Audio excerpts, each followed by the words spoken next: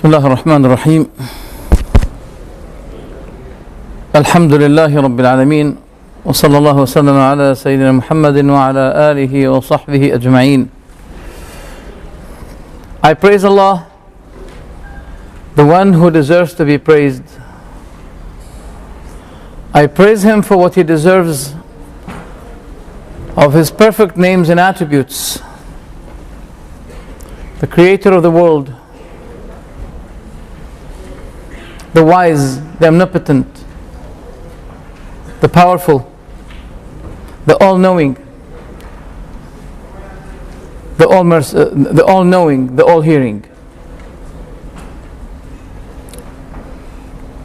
I bear witness that there is no deity ever worthy of worship except Allah, and I bear witness that Muhammad is His slave and messenger.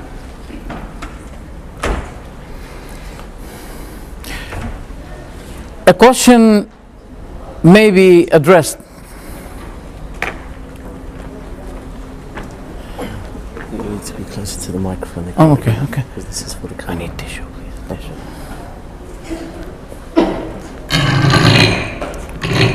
Can you hear me now? It's better? Okay. A question may be raised. Why do we say Muhammad Rasulullah? Don't we believe in Isa to be Rasulullah, Musa Rasulullah? We say that indicates the last testimony, the last prophethood on earth, which is the only available message on earth, which is the only available. If you're talking about the message of Isa, Musa, Ibrahim, Dawood, we all believe in them. There is no Muslim who can ever dare to deny one of them. But the message is not available. We're talking about the available message nowadays. And until the Day of Judgment, we believe that the message of the Prophet Muhammad ﷺ is the available one, which represents the messages of all the prophets. Since we believe that all prophets are brothers, they belong to different mothers, but their message is one, because the source that comes to them from Allah subhanahu wa ta'ala is only one. But the case is, there is a difference between an available message and unavailable message. The message of the Prophet Muhammad ﷺ is the available one. Or you may say, how can I make sure that a declaration given from the Quran that he is the last one? And until today, no one came to prove, not only to claim. There are many people, many false prophets who claim to be prophets, but they were proven liars. But since 1,400 years, when we find in the Quran that Muhammad ﷺ is the Khatam of An-Nabiyyin, is the seal of all prophets, did anyone prove the otherwise? Until now, we say no. You want to wait? But wait a minute, you may die before that. You're not going to live for 2 centuries, 3 centuries. Isn't 1,400 years enough for you? Or you want something more? Now, this is what we've been saying. We say that the Quran is the book of miracles. You know what I like with the Westerners? They love to read. They love to read. I like it when I see it. And the tubes underground, they all like to read. That's good. But I would love that someday those lovers of reading, I would love to see them having this copy of the Quran. They just have a look at it and read it with contemplation, with pondering. And I will assure to you tonight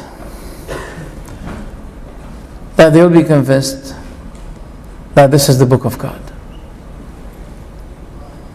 I came here, probably most of you don't know me, so I don't know if you believe me since you don't know me or not. Would you believe me? Does this face look a face of a liar to you? I hope not. I swear by Allah that I have experienced some of those who became Muslims, and one of them is an American reservist in the army who converted to Islam at one night, and on the second day, after he was given a copy of the Quran, after he converted, on the next day I saw him putting a mark on the book, on the Quran. I assume that he'd been reading something like 100 pages. He spent a part of the night reciting the Quran, reading the Quran. And I said to him, what do you believe about this book? He said, the one who reads it and doesn't believe it is crazy. It's an amazing book. As you see, the Quran is the book of miracles. It is miraculous. Look at the verses.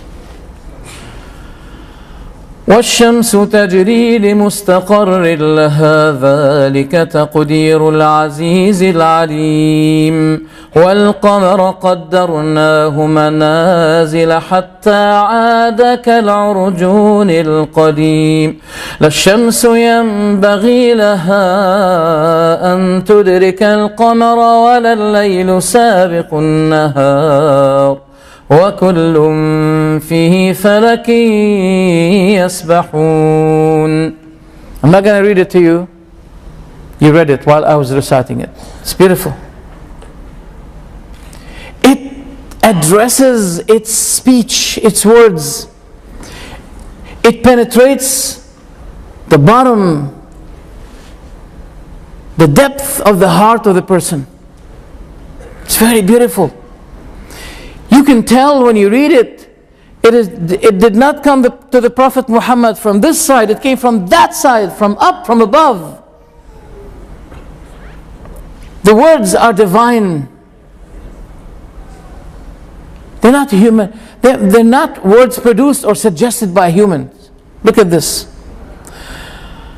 أَمَّنْ جَعَلَ الْأَرْضَ قَرَارًا وَجَعَلَ خِلَالَهَا أَنْهَارًا وَجَعَلَ بَيْنَهُمَا بَرْزَخًا وَجَعَلَ بَيْنَ الْبَحْرَيْنِ حَاجِزًا وَجَعَلَ بَيْنَهُمَا بَرْزَخًا وَجَعَلَ بَيْنَ الْبَحْرَيْنِ حَاجِزًا أَإِلَٰهٌ مَّعَ اللَّهِ بَلْ أَكْثَرُهُمْ لَا يَعْلَمُونَ. And among the graces of Allah that Allah subhanahu wa ta'ala created within the human beings, and I'm one of them, a way of recitation that can help really. The person feels this is from Allah. I'm not going to spend the whole time reading on your things, but just let's recite this one. I'll read it quickly, have a look at it. We created man from an extract of clay, then we set him as a sperm drop in a firm lodging, etc., etc. Read it, have a look at it. Then let's see the conclusion. These verses describing all the stages of well-ordered fetal development as well as others caused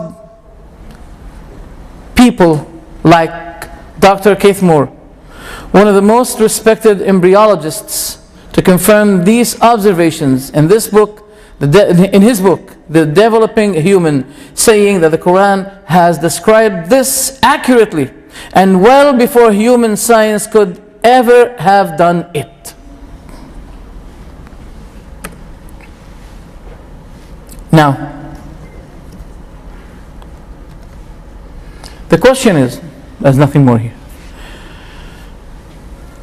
The question is, this man, a professor, who gave that declaration, and whom I heard that he became Muslim, and another person who's extremely expert in terms of embryology, he's from Thailand. He also declared Islam because of this verse. Because the third, it describes the figure of that substance or object exactly as it looks like inside the womb of the mother. Yet nobody has access at the lifetime of the Prophet Muhammad ﷺ to see this. How did it look like? And the only way to have access to this is the last century. The last century, in the middle of the last century, they had access to this. And the third stage was described as a shewed substance, a shewed substance, a shewed substance. It looks exactly like a chewing gum. Third stage. And that third stage, described in the Quran, that it looks like a shewed substance. Who told the Prophet Muhammad about that? Now let's get to the topic. Sorry about that, I have many windows opened.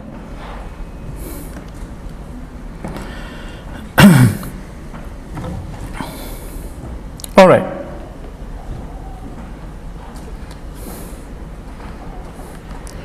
Some people explain or translate the word Islam that it is peace. It is not true. The word Islam is not peace. But Islam itself brings peace to the soul of the person. Yes. And one of the names of Allah is the peace. And His religion brings peace. And the house He's preparing for His servant believers, those who believed in His religion, it is called the place of peace, the house of peace, Jannah. We know that it's called heaven, paradise, in Spanish paradisa, but the name of this Jannah, heaven, in the Quran was described as the house of peace, in which Allah the Almighty had prepared for each righteous person a house in heaven. And there's something significant that Allah mentioned in the Quran, that Allah made it known to them. You know how beautiful is the navigator, to have a navigator that guides you to the place you want exactly, accurately. But Allah told us that in Jannah, people will be automatically, naturally be guided to their own places in Jannah. So I believe that true assurance, peace, the happiness of the soul, the spirit, the heart can be achieved through joining this religion, obeying your Creator, because He had created the heart. And Allah knows how the heart becomes happy and when the heart becomes sad. And the sadness and the happiness of your heart is in the hand of its Creator. You obey Him. Obey Him. And you have beautiful life. Not only, Islam is not giving a solution, a lively solution, only how to live happiness, how to have a cool life here. But Islam is caring for you in this world and in the hereafter. Now, whoever says to us that there is no Creator, did he give a solution? What the solution he gives? Did he give me an answer to my question why I was created? He knows how I was created. He knows how the world was created. As to how, he's knowledgeable. As to why, he's ignorant. Can He give me a solution? I need a solution. I need someone to give me an answer. Why am I created? What am I supposed to be doing here? Where do I go after I die? What would be my fate? Am I just like a bull that a lion attacked, then the bull was eaten by groups of lions? That's all? Is my life just like a life of a lion, of a bull? An animal that was eaten by another animal? Is that my life? We must be something significant. Come on, Allah gave us a preference over the whole creation, the whole creatures. We have significance. We are significant. Not only this, but God ordered His angels, according to the Quran, to bow down to Adam, and that what caused the resentment and hatred of the devil against Adam, and that resentment continued to every one among the sons of Adam. And that is why we are here on this planet. But many people don't know it. So the one who denies God doesn't give us an explanation, any explanation, rational explanation about why we are here. As a result, people who do not know why they were created, what is their purpose in this life, as a result we find confusion, loss, suicide, phenomena. The phenomena of suicide is a matter that people really are showing their concern about, but they can't find a solution to it. But you know what? In places like Afghanistan, in which people are living in a miserable life, poverty, no security, we don't find that phenomena of suiciding. But in very luxurious countries such as Sweden, we find Ukraine, in these countries, especially Ukraine, I think it was considered to be the first country. Statistics of suicide committing reached to the highest between Ukraine and Sweden. Why Sweden? People are living luxuriously. They have very high salary. Everything is given to them. Why would they be? I mean, when I come here if I know my own society, my own good Muslims, none of them had ever said this word, I'm bored, life is boring. But I heard it from many people. When I go to the West, people say that. Life is boring, I'm bored. One was asked, and I saw that on the TV, why do you have to drink? He said, I'm bored. I want to have fun. I'm bored. I want to be happy. Oh, so you're not happy. So drinking the alcohol explains the fact that you're not happy. You need something to make you happy.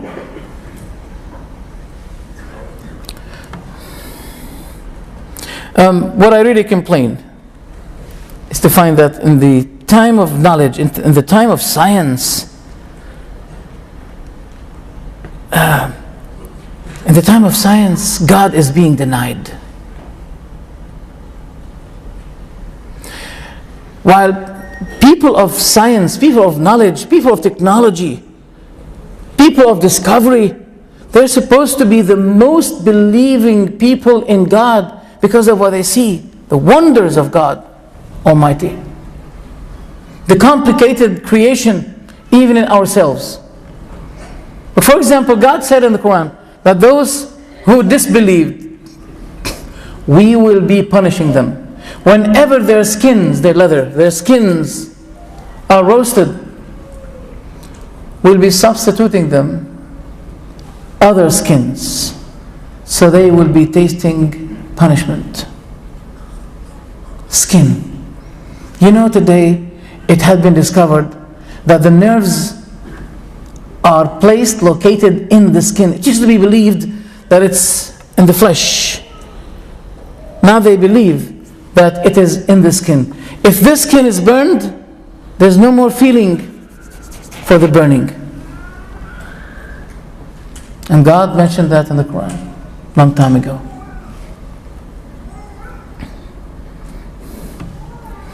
Yes, I can understand why people are saying, declaring we deny God, we don't believe in God. You know why? Because of the negative background they had from the church. Mistakes of the church. Now wait a minute. Is the church the only sinner? You know that in the United States people are fleeing sometimes from the elephant to the donkey, and then from the donkey to the elephant. Did you understand what I mean? No? What are the two political parties in the United States? The Republicans and the Democrats. So the symbol of those two parties, one is taking the elephant, the other one is taking the donkey. And people, they run. Sometimes they have to run from the donkey to the elephant, and some other time from the elephant to the donkey. Why? Because there are mistakes. They want to choose someone else. Maybe this time he's gonna. People as if they are playing, as if they are gambling. Sometimes they want to try their luck through the elephant group party, and because of their big horrible mistakes, they have to run to the donkey. So, did anyone say, I deny the politicians, I deny politics, I don't believe in politics because of the mistakes? No.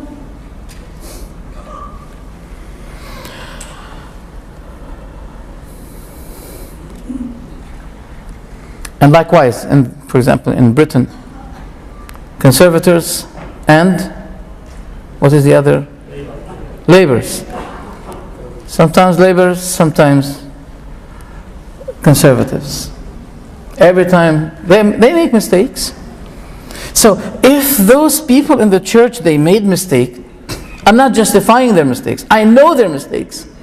But I say, if they made mistakes, shouldn't you be rational enough to say, wait a minute, if there's something wrong here, I may find something, just like people running from the donkey to the elephant, try to find, I mean, don't say, finish, I put X on religion because of the mistake of those certain cult or group. This is unfair from you. That is their mistake.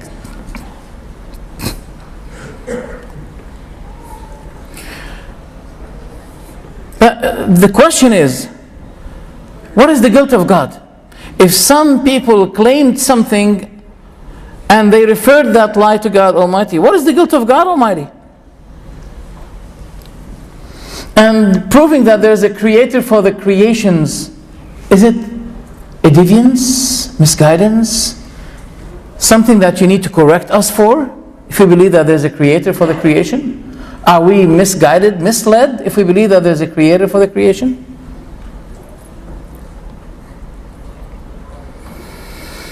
But suppose, some people say we don't believe in God. All right, let's put believing in God aside. Let's put it in a corner. Let's put it in a corner.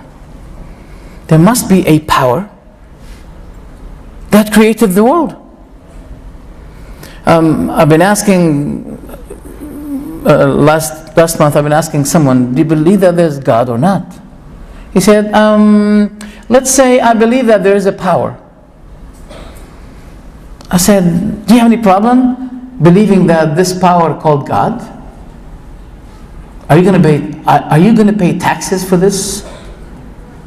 Are you going to pay taxes for believing that there's God who's powerful, a powerful God? Why do you believe in, power is an attribute. But how can you believe in a power but you don't believe in the powerful one who has the power? Yes, if you believe that, you believe in a power, but someone has that power, someone is powerful, otherwise you're not reasoning. As those who made the mistake in Christianity, they're not reasoning, you're also not reasoning. When you say, I believe in a power, you're declining to say, I believe in the powerful, the Almighty.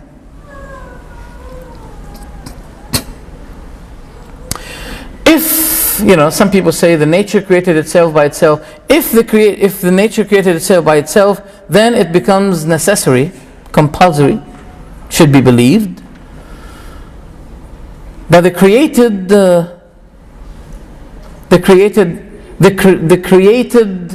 is the creator. The creator and the created are one. I can't understand that.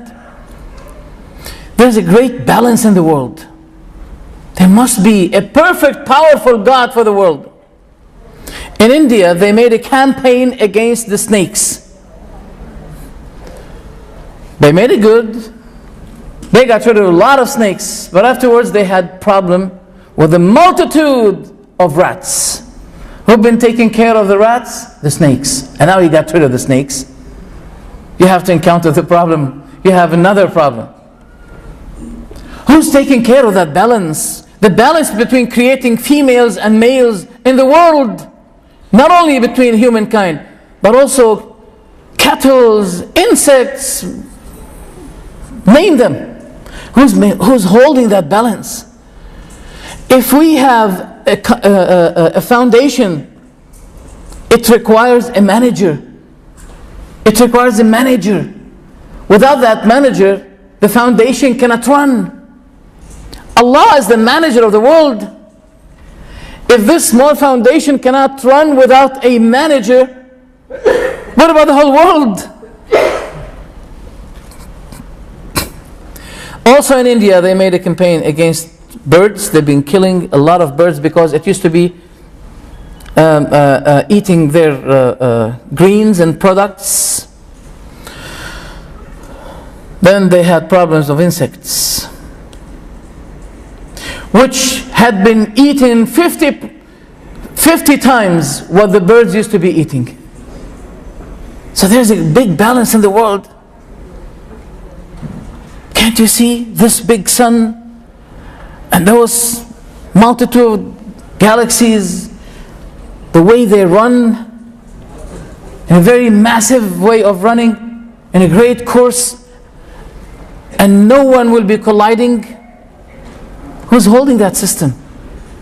Look, it's been said that order is systematic. This is a rule, as you see. Order is systematic. What about the system here? What about the systematic order we have in life? No one behind it? The nature is behind it? No.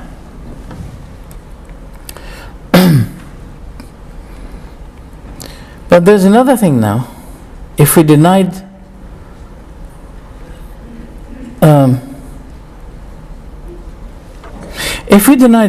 the creator or the religion, we have another problem. We have another problem. What about the morals? Who can define the morals if we have no religion?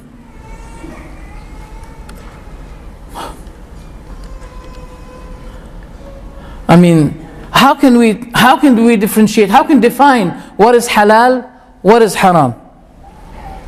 In the place where I came from, UK, people love the word halal. I'm not talking about the Muslims, I'm talking about even the Christians, the non-Muslims in general. They love the word halal. Why? Halal food. It's very attractive. But there are certain things we believe they're haram. For example, bingo, gambling, nude, movies, especially after 12 o'clock. 12 o'clock, now the parents can see what children are not supposed to see.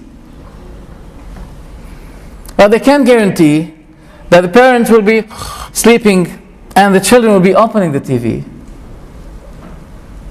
and watching what they're not supposed to be watching. Plus 18, I know you've seen that before. Plus 18, that means if you're over 18, you can see. But if you're less, don't go, don't enter. If you're 18, you can enter. But if you're less than 18, don't enter. Who makes these rules that this is allowed, but if you're less than 18, you're not allowed? When it becomes 12, The adults can see, but the children cannot see. Who's making these rules? What about cheating wives? Does it have any rule? For example, if a person came and said, my wife cheated me, would they put her in jail for that? I need someone to guide me about that. I didn't come across that. I didn't know. Is there any official punishment for one who finds his wife cheating? The only thing they may say, well, divorce her. The only thing they can say, divorce her. But is there any punishment, just like the punishment of not paying the taxes? You know that not paying the taxes in the West, it's a big criminal, a big crime. If you don't pay the taxes, it's a big crime. But if, God forbid, if someone found someone else with his wife, what is the punishment? Is there any official punishment? Is there any ruling for this? Is it possible that not paying the tax is a greater crime than finding a cheating wife with someone else? Is it moral to find temples of devil worship for the devil worshippers, saying to the people, well, you want to worship the devil? Go ahead, that's your right, you're welcome. I mean, who's making these rules? Who's signifying what is allowed and defining what is allowed? If you lose religion, especially, I'm talking about especially, I mean, there are disagreements between Christianity and Islam, but at least there are some rules, common rules between Islam and Christianity about decency, about, for example, homosexuality, all of these stuff. From the place I came, people classify you, they just want to smell you. And they ask you about homosexuality. If you say no, see, he's not moderate. He's not moderate. He's anti-homosexuality. They will be classifying you that you have something negative. Why? Freedom. But what about if a father wants to marry his daughter and she's 18 years old? Is that allowed? Will they be saying no, that's punishable? I don't think so. I don't know. So if there is no high authority that guide us to the highest standard of morality, where can we get the sources of morality? How can we define it? We'll be losing that.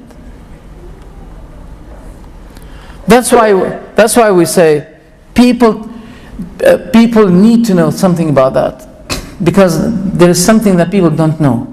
The more you disobey God, the more you feel bored, the more you feel something wrong in your heart, because these kinds of sins, they cause the narrowness of the heart, the blaming system that keeps working in you, and you want to malfunction that blaming system that keeps working, blaming you from your own soul.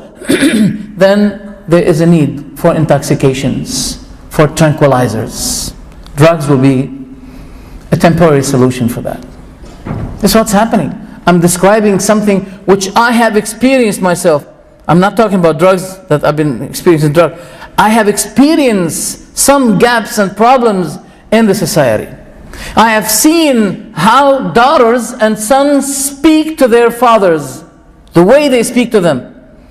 There is nothing in their dictionary called righteousness for your father and mother. No. And you know what?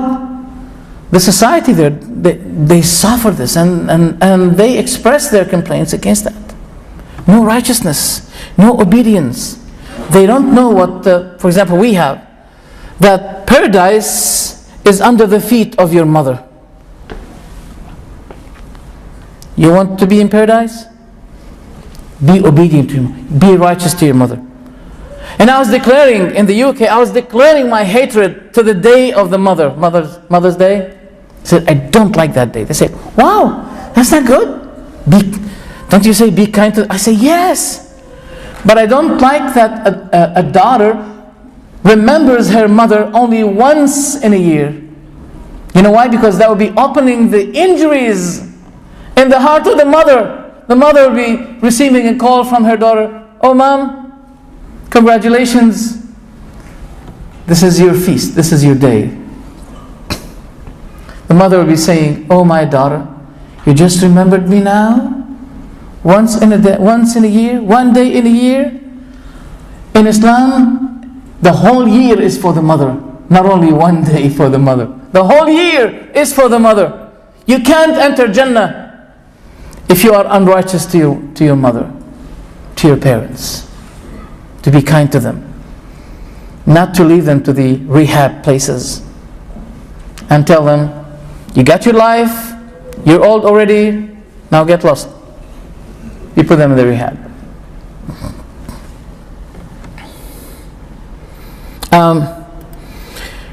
I can see the mistake of the science today, that they were so rushed, so enthusiastic, so keen to support and to back up Darwin's theory, which is until today is called theory.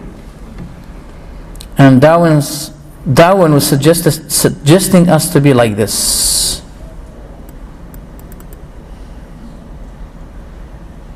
That was a suggestion.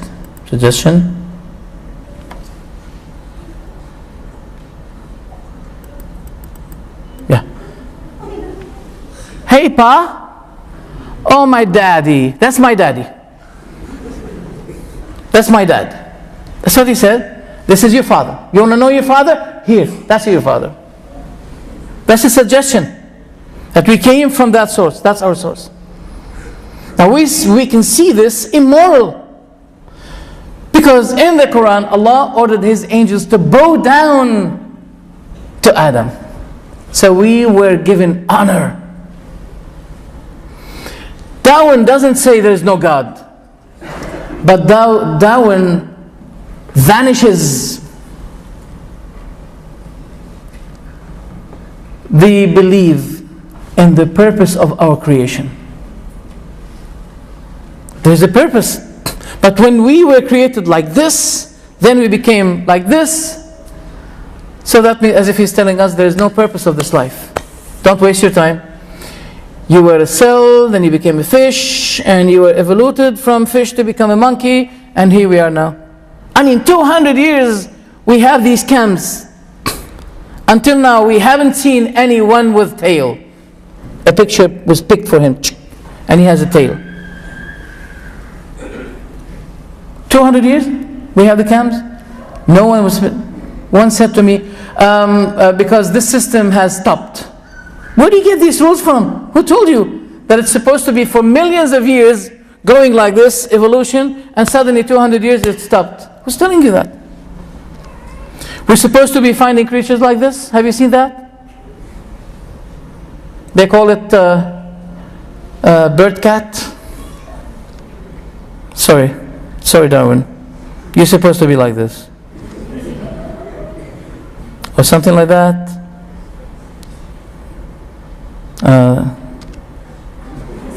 Something like that. Something. He looks like me. Let's see. But he doesn't have a beard. Okay. Oh, forget about that. Ant-human. Crocoduck.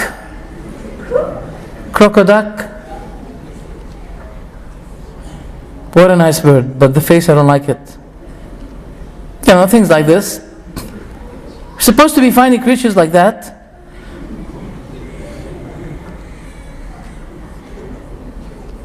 Okay, I forget it. Despite they are managing today same-sex marriage. And I've been asked, are you okay with that? What is your take about that? I said, well, there's a slight problem in this. There's a problem that when a child has two fathers, he's going to be asking them, where's my mom? I want my mom, or the vice versa. Two mothers for the child. The child's going to be, he's going to be asking, where's my dad? Do I have a dad? You can't be created by two mothers, there must be a dad interfering. But you know what? Despite that, there was a big attempt for coping monkey with a human being to find out whether they can reproduce, but all results were negative. But there are species of dogs, for example, they can let them meet together and they can have certain kinds of, today we have liger. Have you heard of the liger? It's a result of a combination between tiger and lion. So they had a child, a cub, and they called the cub liger, not tiger. Even between these types of species, you can have something, but between mankind and the monkeys, they could not have any result. At least we don't want to see a tail. We want to see a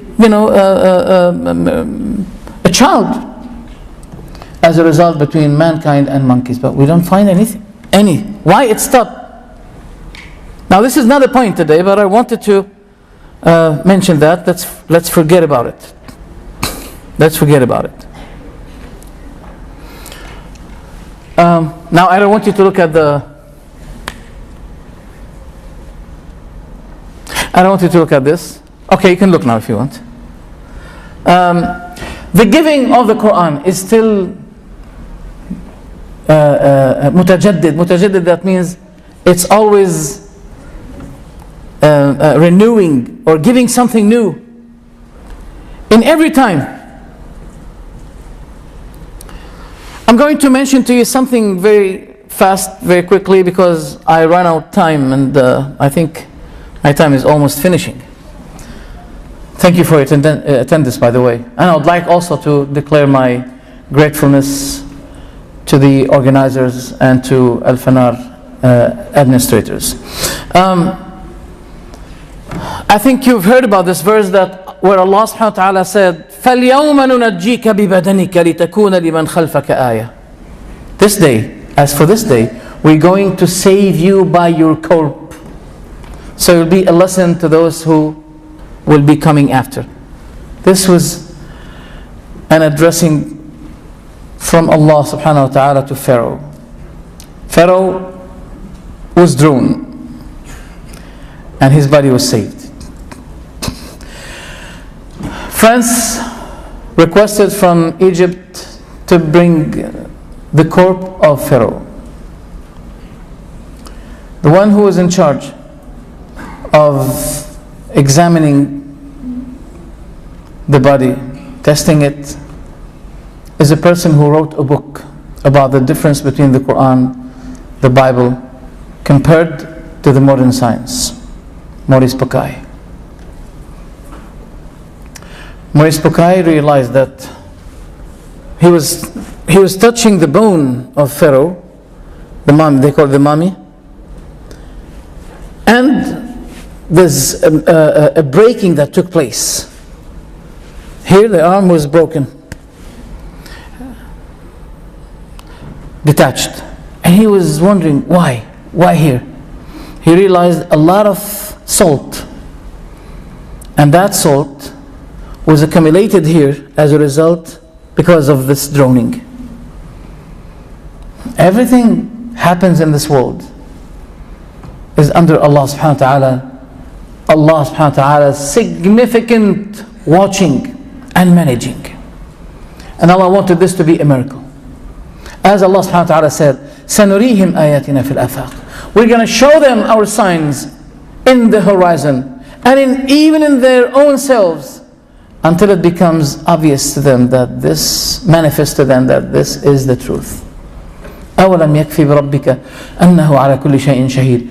Isn't it sufficient for you to know that your Lord is watchful over everything?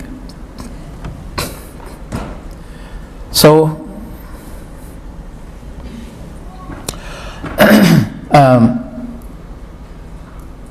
they discover that this is the mummy. This This is the body of Fir'aun, which was drawn. Note here that Allah said, your body is going to be saved. And you're going to be lesson for those who come after you. That is a challenge. And that challenge had been met. As a result, we see today, his body is preserved.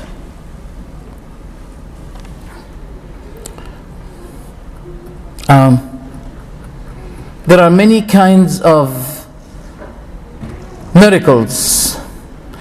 Now, our definition of the miracle is to do something which is miraculous. Miraculous means it will be frustrating people. People can't do something similar to that.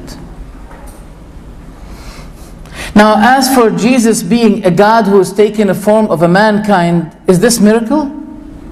We say that the miracle is to show something miraculous, something powerful, that people will be frustrated from doing something similar. It will be extra power. It is an extra power, superpower. A woman said to me, don't you believe that God is unlimited? I said, yes. Don't you believe that God can be a man? Since you believe that God is unlimited in his power, I said, yes, I believe that God is unlimited in his power, that's why I believe that God cannot become a man, because man is limited and God is unlimited. So, miracle means superpower, not super weakness.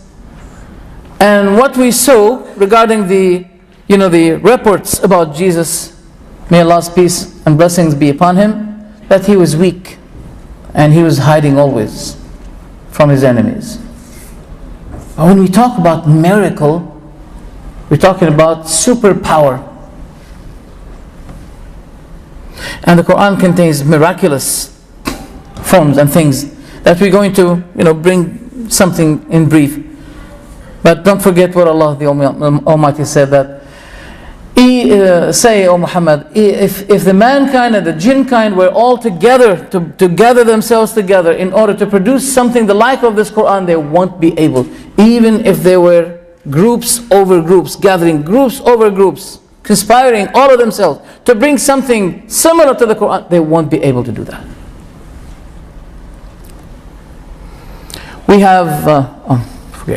We have many kinds of miracles in the Quran. What we call it al-i'jaz al-tashri'i, miraculous, or the miracles of the Quran in terms of law making. It's miraculous, it's perfect. The Islamic system regarding criminality can give instant results for getting rid of crimes. Instant results. Economically, can give instant results economically.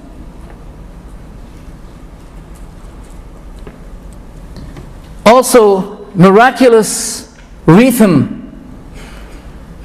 The Quran doesn't only give the truth, but it gives it in a very beautiful rhythm. Listen to me. Some of you may don't know the Arabic, but you can tell. The words are beautiful, very impressive. Those who know the Arabic and they read the Quran in its original language, they love it. It's very impressive. Wallahi. But I want those who do not know Arabic to listen to the Quranic way, to the rhythm in the Quran. ذرني ومن خلقت وحيدا وجعلت له مالا ممدودا وبنين شهودا ومهدت له تمهيدا ثم يطمع أن أزيد كلا إنه كان لآياتنا عنيدا سأرهقه صعودا إنه فكر وقدر فقتل كيف قدر ثم قتل كيف قدر ثم نظر ثم عبس وبسر ثم أدبر واستكبر فقال إن هذا إلا سحر يؤثر إن هذا إلا قول البشر سأصليه سقر وما أدراك ما سقر لا تبقي ولا تذر لواحة للبشر عليها 19. These are the words that were so impressive, and the Quran was revealed on Muhammad. He was illiterate, while people used to be speaking poetries. Even if a husband wants to, if he wants to say to his wife, bring me food from the kitchen, He put it in a poetic way. In a poet way. They were very expert in that. This was naturally coming out from them. Poetry. When they saw the Quran with this beautiful, impressive, significant way of expression, they said, this is not poetry. This is a very soft way of expression. This is a very high rhythm. We can't describe it. They were frustrated even from describing this beautiful rhythm that we see in the Quran. They couldn't say anything against it. But also it contains amending and correcting kinds of miracles. You may be asking, how? Let's come to it. The miraculous in lawmaking, such as the first miracle in the Quran, the pure worship to Allah. Allah told us in the Quran that whenever the Prophet firstly addressing his people, he starts saying to them, Ya qawmi, O my people, u'budullah, worship Allah. Ma lakum min ilahin ghayru, you have no other God to worship except Him. This is the first thing the Prophet used to be addressing his people. And the Quran calls for the pure worship of God. Yes, there are many people in the world, there are billions of people in the world, they're worshipping Allah. But the case is, do you worship God purely or not? Yesterday I had a lecture, and I was saying in the lecture to a group of women, do you like the honey? I said, yes. I don't think any among us is going to be saying, no, I don't like the honey. We all love the honey. But do you love a pure honey or sugar honey? Sugar honey? No. Pure honey. This is natural answer. Pure honey.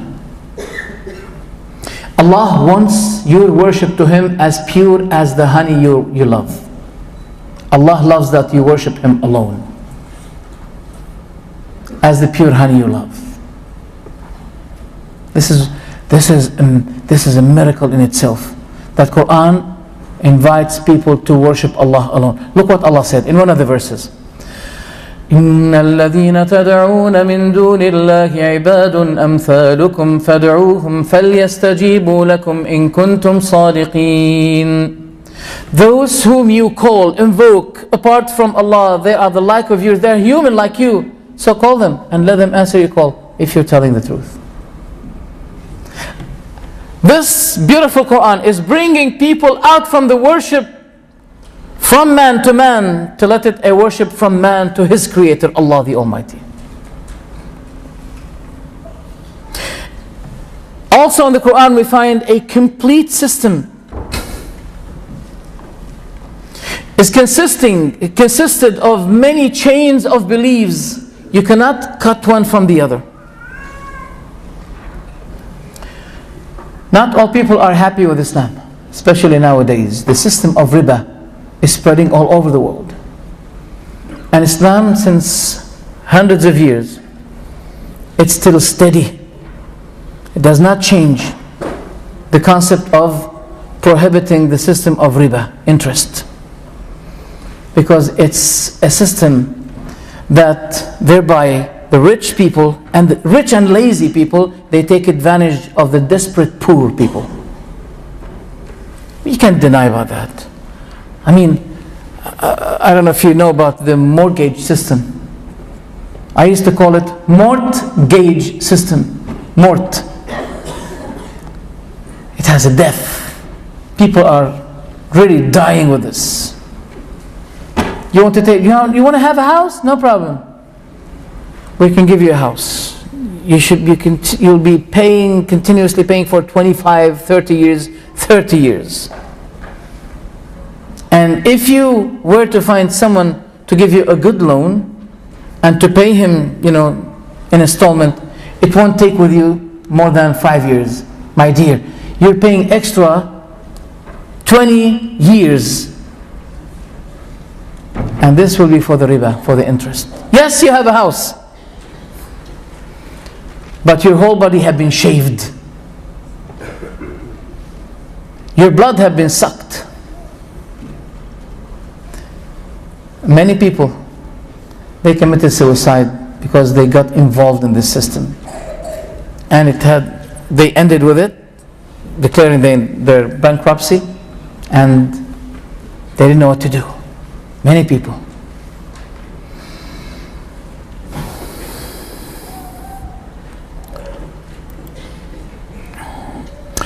In Christianity, for example, we have Christians believing that in something called the Old Testament and the New Testament. The Old Testament and the New Testament. The New Testament does not contain a law, constitution. It talks about love, mostly love. That God saved us, God sent His only Son, etc., etc. It doesn't contain a constitution for people. People need a constitution to know what is halal, what is haram, etc., etc. But the Bible contains, the Old Testament contains, this is haram, this is halal, etc., etc. But imagine if people remained without a constitution. How can they live? How can they manage their life? So as a result, in Christianity they have no constitution. Even the matter of divorce. I'm going to give you a symbol. Divorce. Do you know that in Christianity, divorce is not allowed? Just in one case, except in one case. If you caught your wife cheating, she committed adultery, then this is the only way where you are exempted. You're allowed then to divorce your wife. Other than that, you're not allowed. Now, I'm not going to focus on that, but I'm going to be saying, imagine if this is the only solution for the desperate husband who suffers from his wife. If this is the only solution, maybe I think he has to set her up. This is the only solution. To accuse her that maybe she was committing adultery. That's the only way to get out from having the trouble of being with her. Many women, they have many problems. So is this the only way? Is this a solution? To find her with someone? In Islam, divorce is allowed, but this is the last resort. It's the last card, the last solution. When there is no other solution, this will be the last solution. I know that some Muslims are misusing this authority. And those who do that, they are responsible. It's just like a policeman has a gun. Doesn't mean you can shoot people at any time you want. You're responsible. If you misuse this authority, you're responsible. You'll be blamed by Allah. Islam has a great balance between the spiritual needs, the needs of the spirit, and the needs of the body. It has a great balance. You have 5 times a day performing the prayer. And what is between every prayer, there is a forgiveness for what had been committed between. Even if you became sick, ill, you lost your child, you lost your leg. In Islam, a believer, no matter what happens with him, he will be rewarded for that. Look at the story. A son of a righteous man died. The angels grabbed his spirit. Then Allah was asking the angels, did you take the spirit of the son of my servant? The angels said yes. Did you take away his kidney from him? You know, this is an expression. We call the son the kidney of his father. That means a part of his father. The angels replied and said yes. Allah then said, what did my servant say? The angel said, oh Allah, Hamidaka wastarja. He praised you. And istarja means, he said, to Allah we belong, and to Him is our return. Then Allah said, build for my servant a house in Jannah, paradise, and let it be called the house of gratitude, the house of thanksgiving, the house of praising. He will be expiated, he'll be forgiven his sins by everything he suffers. And if he shows patience, and if he is still tested with these kinds of difficulties and hardships, he'll be walking on earth while on his shoulder there is no bad deeds at all. That means he will die and Jannah will be waiting for him. Tell me, you need to be a believer. You need to be a believer. Nothing happens to you in this life, but it will be counted for you.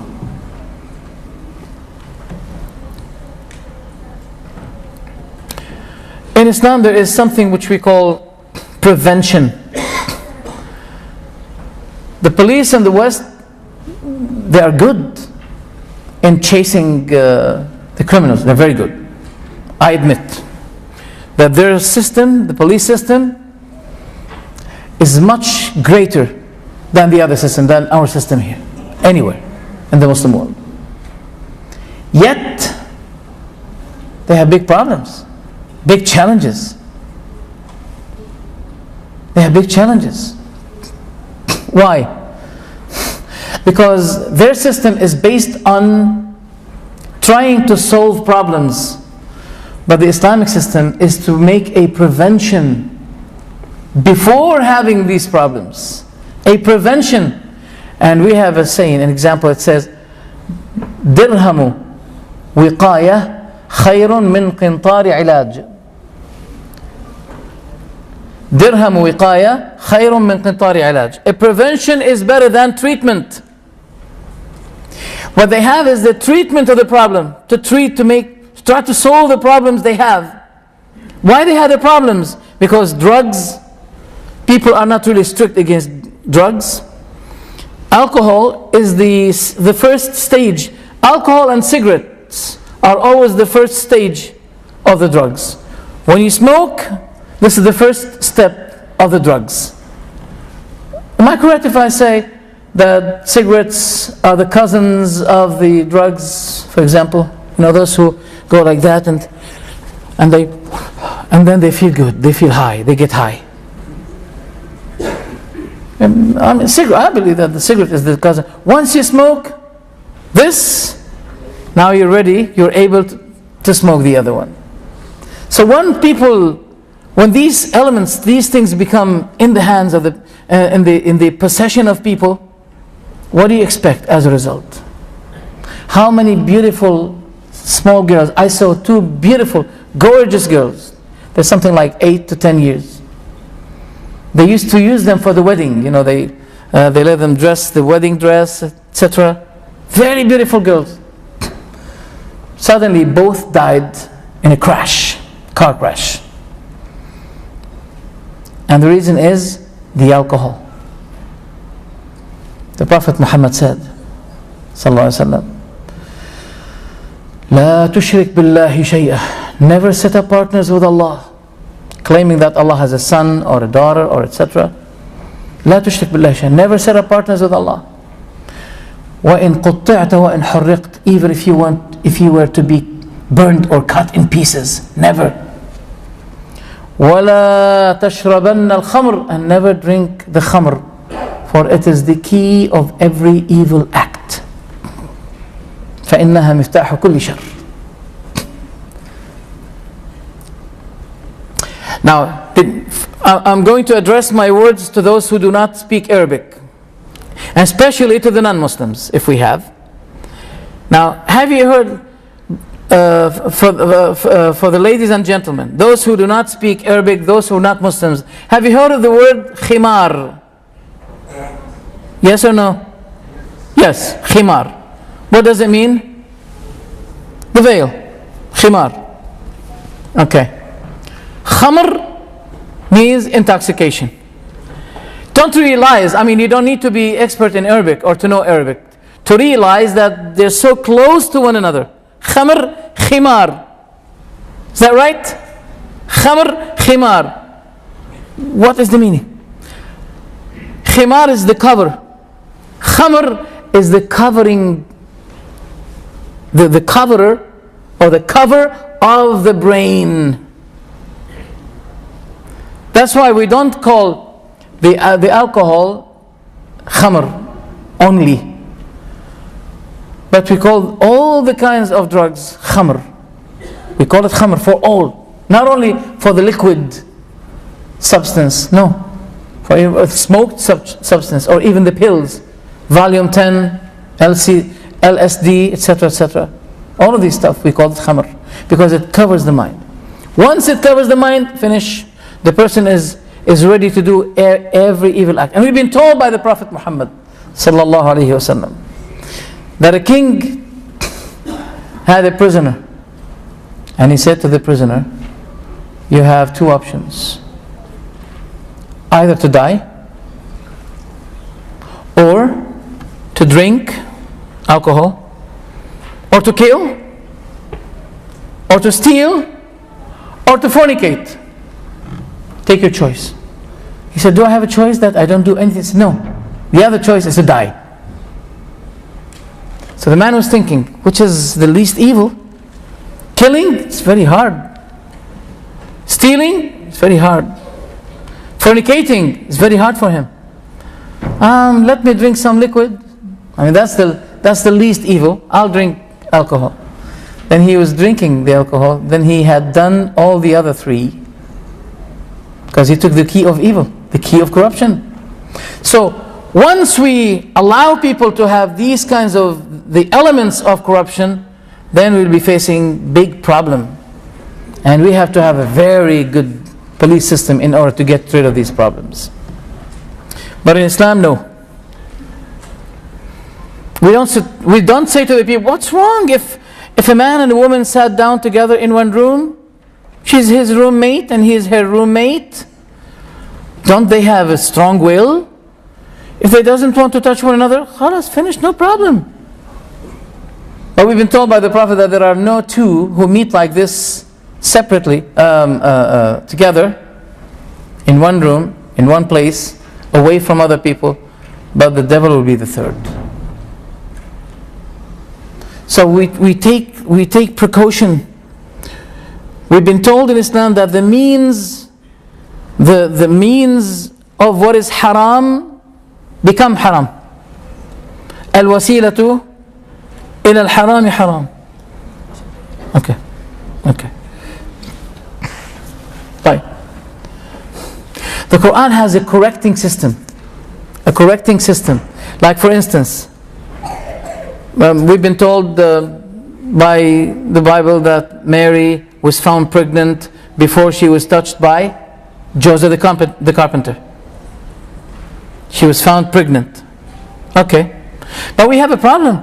We have the family tree, family of descendants in Matthew, in Luke. They agree on Dawood, both Matthew and Luke. But after Dawood, they disagree. Matthew gives 28 fathers for Jesus. Luke gives 42 fathers for Jesus. Now they agree again on who? On Joseph the carpenter to be the father of Jesus Christ. If you ask a Christian, how do you solve this problem? There's no problem. He's the adopted son of Joseph the carpenter. Where did he find him? You say he's the adopted. Where did he find him? Where did he get him? And furthermore, you can't have a family tree in your house and tell someone, you see that family? This is my family tree. All right, who's your father? He's my stepfather. He's my adopter. He's my adopting father. What? So what is the value? What is the reason of having this family tree? It's not your family. It doesn't belong to you. So they put a family tree for Jesus Christ. It ended with Joseph the carpenter. Yet Mary was found pregnant before Joseph the carpenter had touched her. If I'm a Muslim, I'm not going to take bad advantage of this, because I love Jesus Christ and his mother, and Islam told me this, obliged me to do that. But if I was a Jew, I would be saying, that means you're attributing something wrong to Mary. Once you say that she was found pregnant before Joseph touched her, and now you add Joseph the carpenter to be the father of Jesus Christ. How can a Christian answer a Jew? No answer can be given. Islam gave the answer. Islam always called Jesus in the Quran the son of Mary. He refers him to his mother because he has no father. And people sometimes, they're very naive. He said, well, since he has no father, well, God is his father.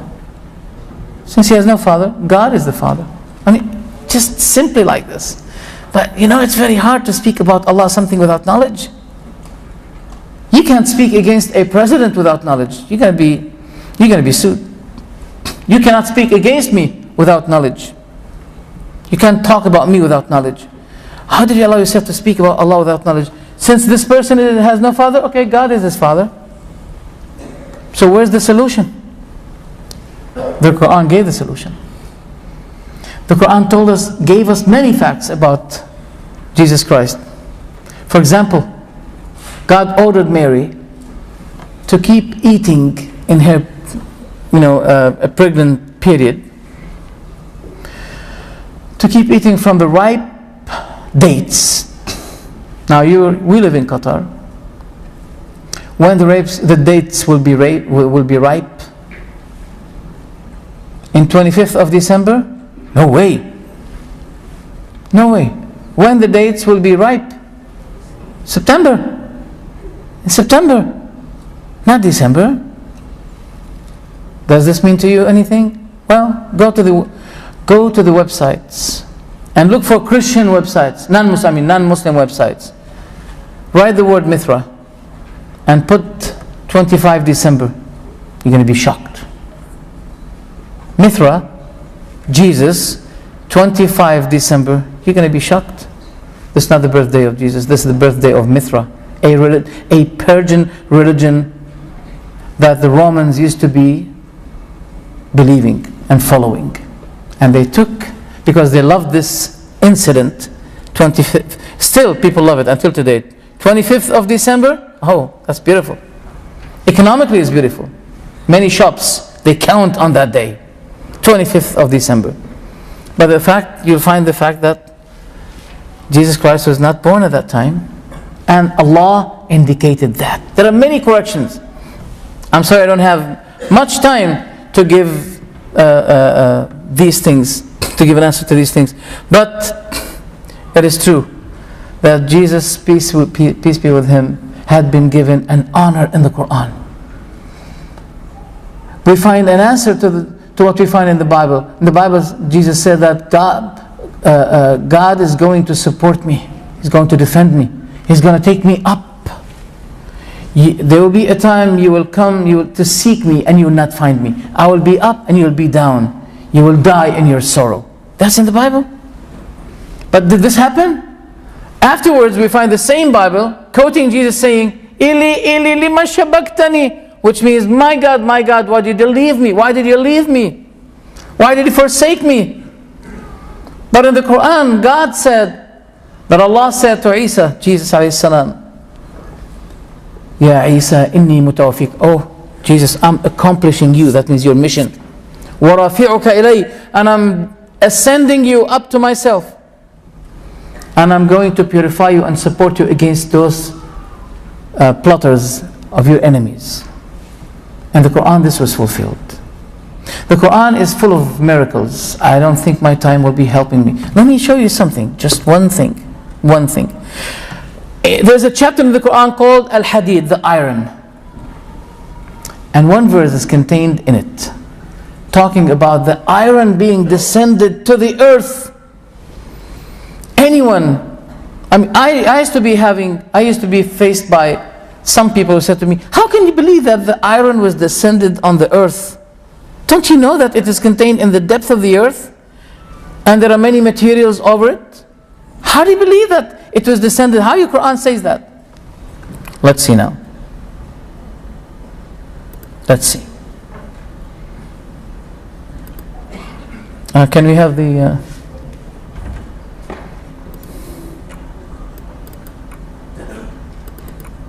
I'll give you one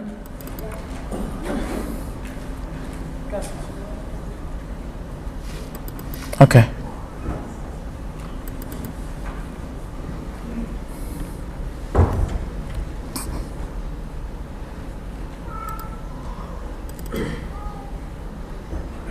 Voice?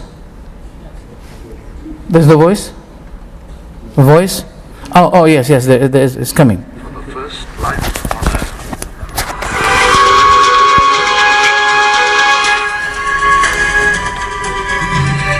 Two. 4.5 billion.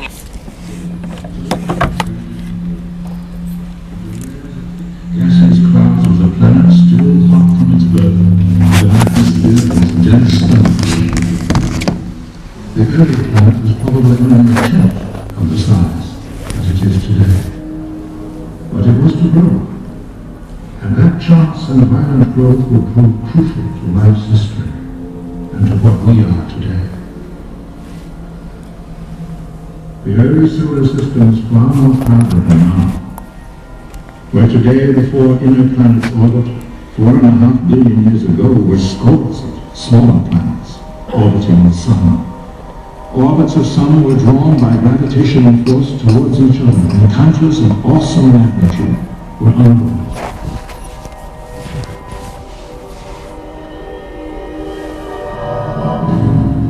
The force and heat of those collisions melted the rock, but gravity would hold the two together and then weld them into one. With each collision, the planet would grow larger.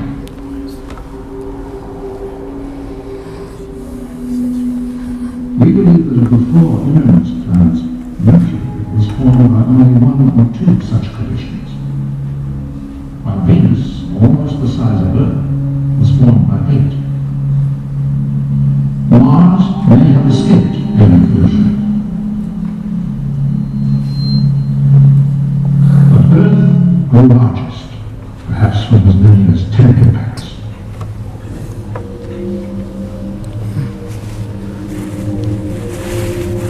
And the last impact, 4.5 billion years ago, would have a profound effect upon our world.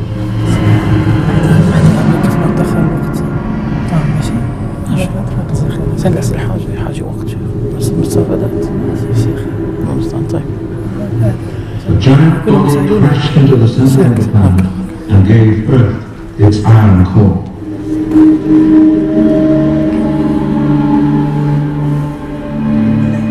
The lighter debris was cast off into space, then drawn into orbit around the enlarged planet.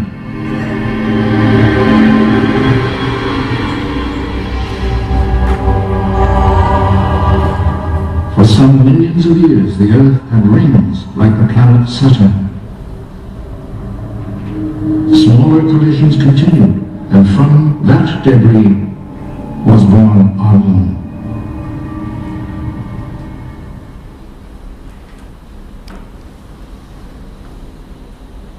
What's going on? At the Earth's center is a massive ball of iron known as the core. An outer core of molten iron swirls around it. Next is the mantle, slow-moving hot rock, 1,800 miles thick. In contrast, the crust, the part we live on, is thin. In fact, it's broken into pieces called plates. 4.6 billion years ago, a continual rain of meteorites pounded the molten Earth. Each strike brought with it more rock, making our planet bigger and scattering metals over the surface.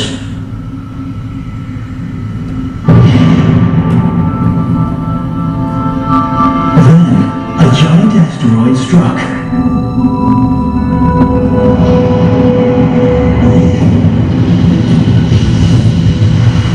Its massive iron core didn't stop on the surface. It sank towards the center and attracted all the Earth's metals to it as it went.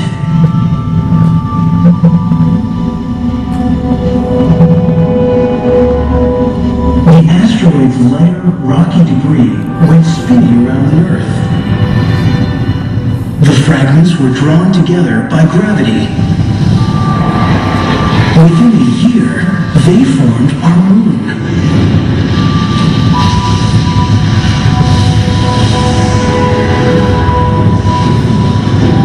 That's why the moon has no metal at its core. And it's why metal is rare in the Earth's crust. It arrived much later, in meteorites from outer space. If we want much more metal, we must go to the Earth's core. It's made mostly of iron and nickel, but 1% is gold.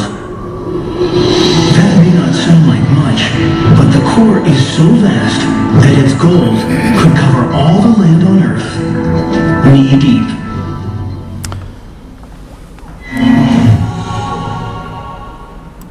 Okay, thank you very much. Voice? Okay.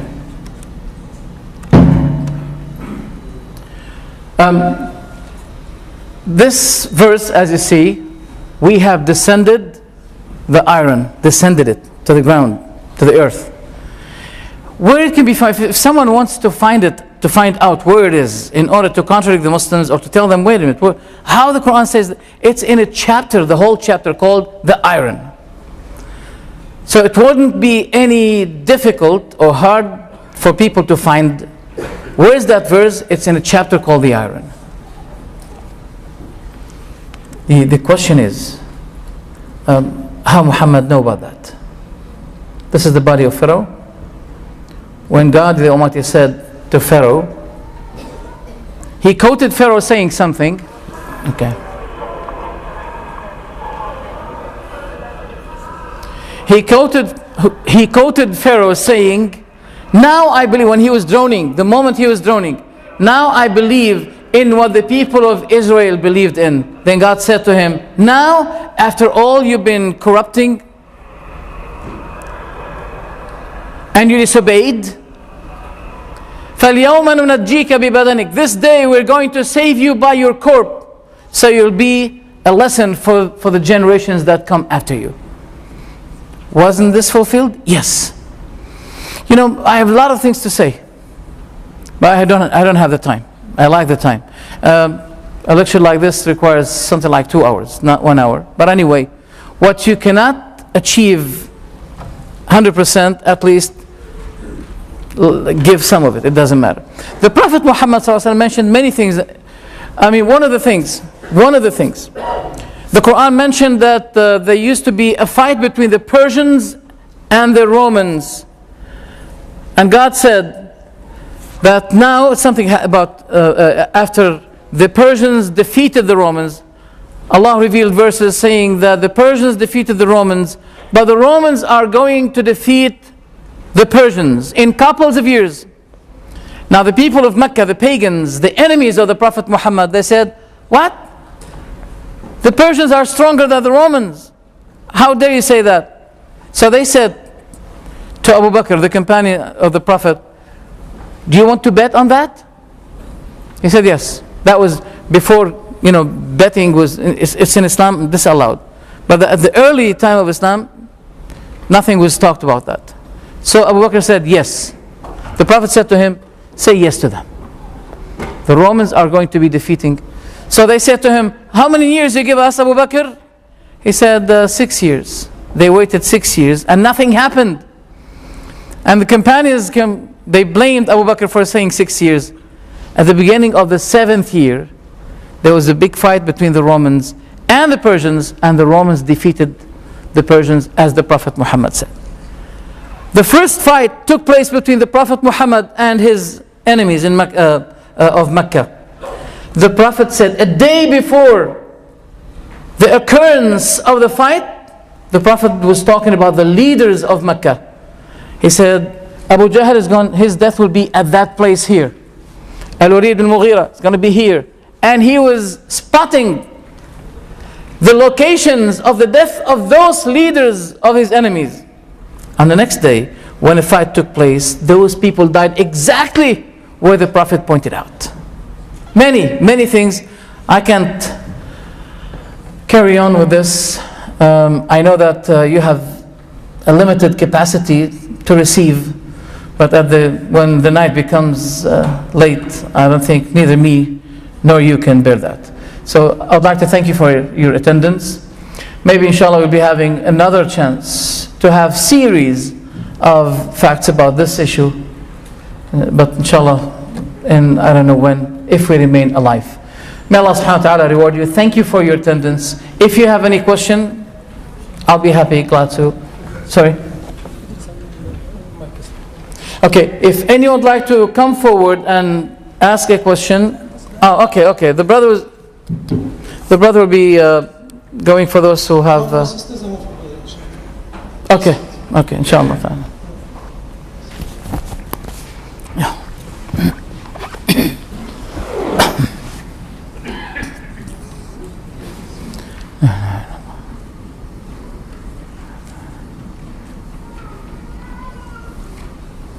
If the sister has a question.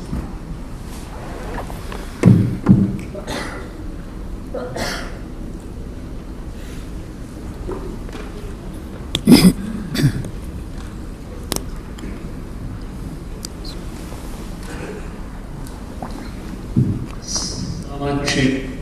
Sanatullah. The question is, now that I have from his mother myself is with regard to punishment. Now, whoever who does bad goes to hell, whoever who does good goes to heaven.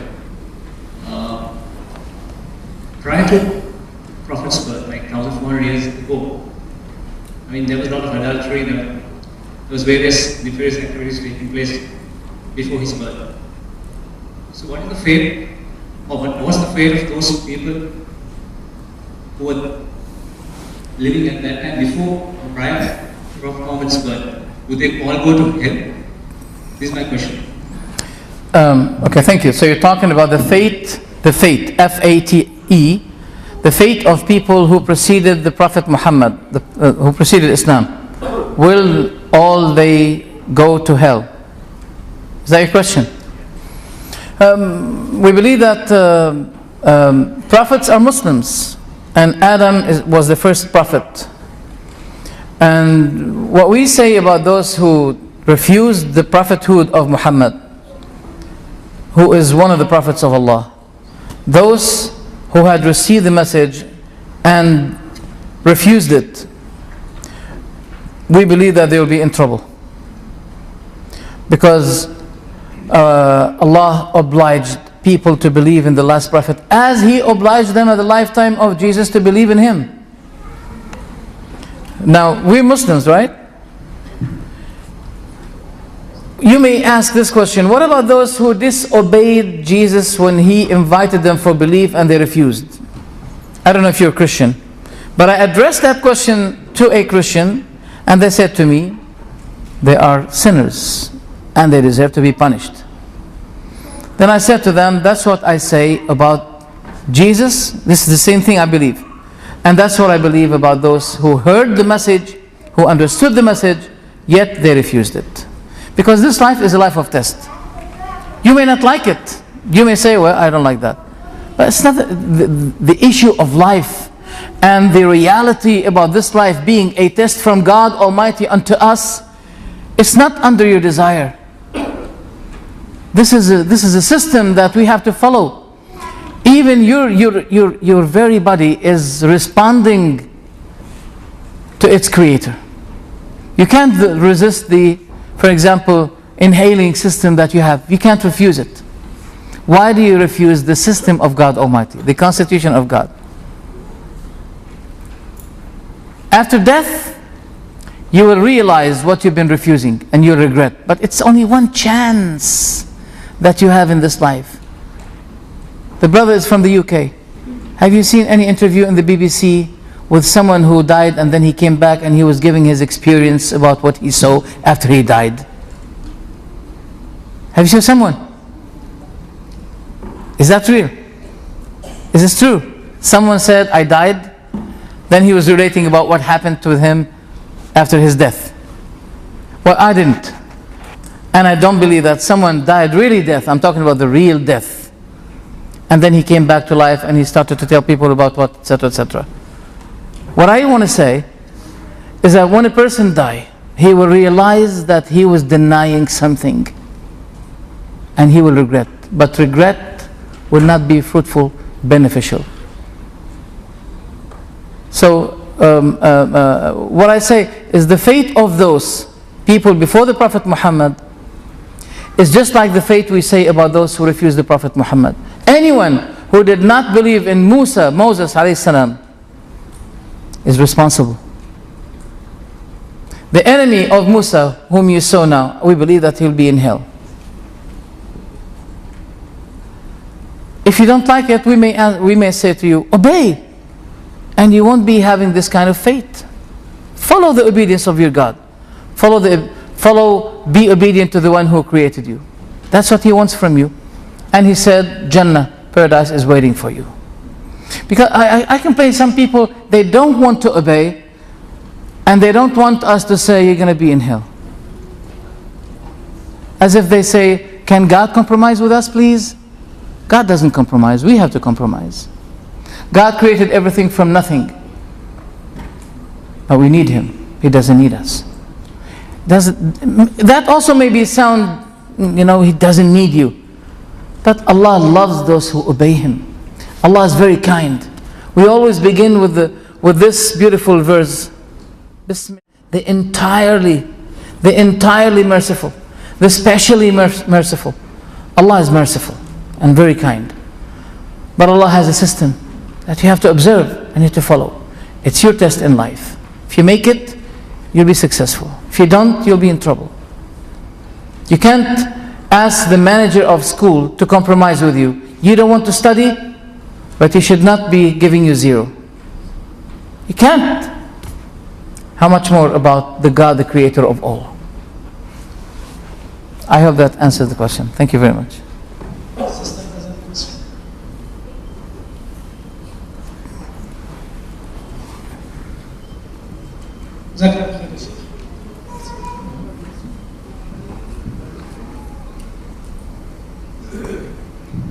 Assalamu alaikum, Shaykh. Assalamu. I got a doubt regarding yesterday's lecture. Yesterday you said that dresses should not be beyond the ankles, and I am following that.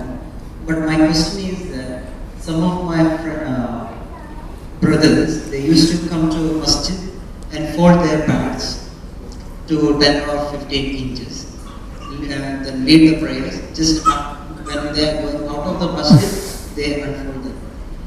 My question is that whether they are doing due to the ignorance, or is there any fatwas regarding that? We have to observe that we have to confine ourselves with the subject of the Quran and its miracles.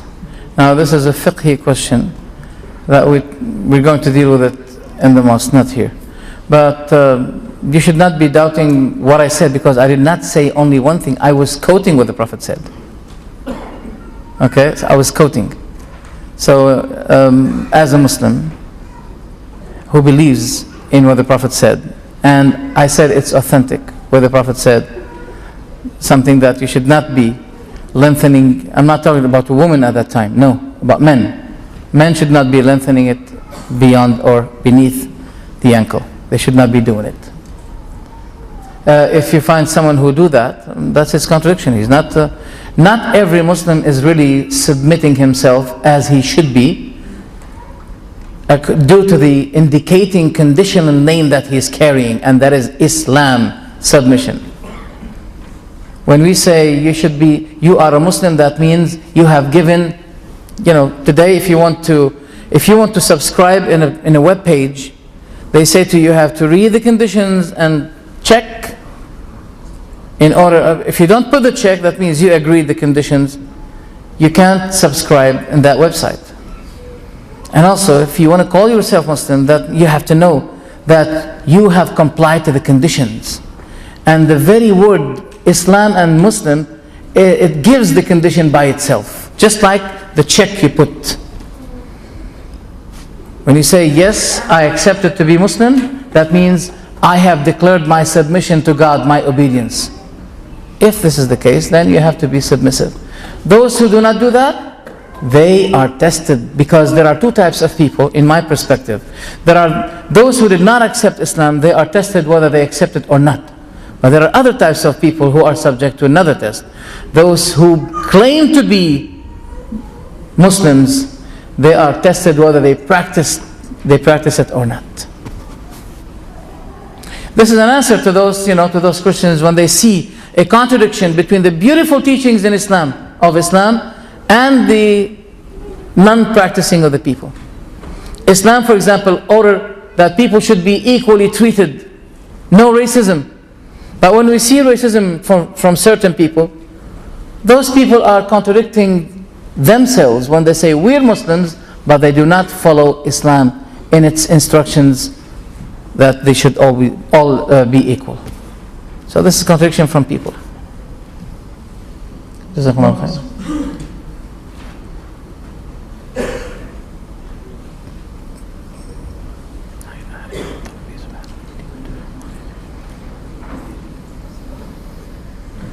Bismillahirrahmanirrahim. Assalamu alaikum, Shaykh. Salam. I want to ask regarding the miracles of the Quran, about the Surah Al-Mulk. I heard about the hadith, and that it can save us from the kubur in commentary.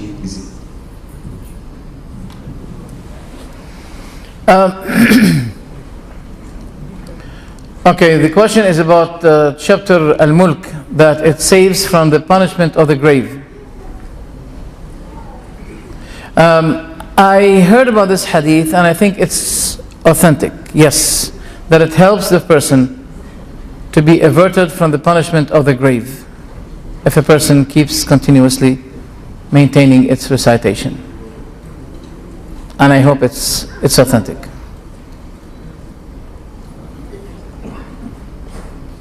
Another question?